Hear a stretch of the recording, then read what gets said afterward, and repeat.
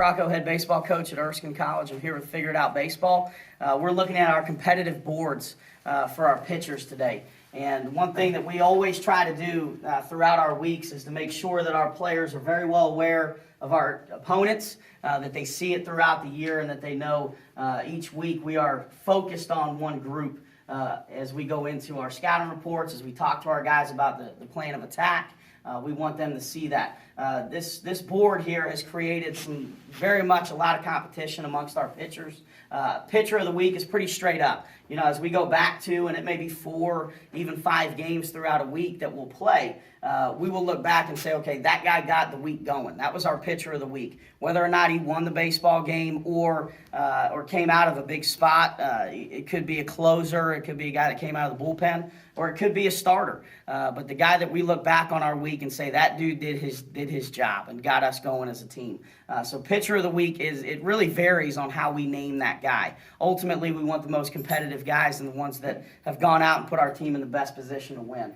Strike percentage obviously is a big stat that we keep. Every pitch that these guys throw is charted by Coach Crocco, and the execution of strikes for us, being an offensive team and a group that can really swing it, we talk a lot about attacking, trying to get ahead of hitters, and making sure that we give our guys a chance to get right back in the dugout. And strike percentage stat has been a great one for us. You'll see there's some similarities between the strike percentage guys and also some guys on pitcher of the week. They seem to show up. Stopper, this is true bullpen. So every week there's going to be somebody that comes out of the bullpen and does a great job for our team. Again, result of that game does not matter as much because we know it's about the journey and not just that week. We want to see guys consistently show up and be the stopper, somebody that comes in with competitiveness and does a great job. Again, that was one for us last year that really tended to have a couple different guys each week that showed up. And those are the guys at the end of the year that you really want to lean on, the ones that come in and pitch with competitiveness. FIP is one of Coach Craigel's stats. It's about efficiency.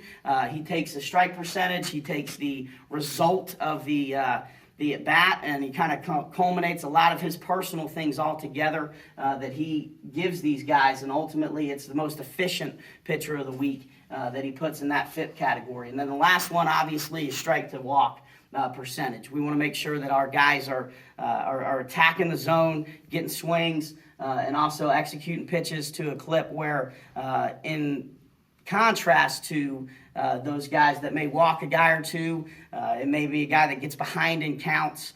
We don't want to reward those guys that are not as efficient. You may end up with X amount of strikeouts for a week, but you were not as efficient as you needed to be for our program.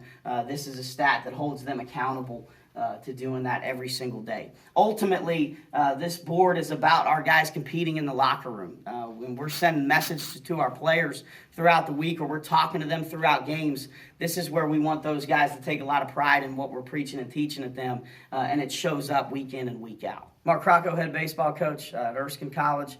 As we wrap up our board here for the pitchers, this will take us to our next video that will involve our throwing program.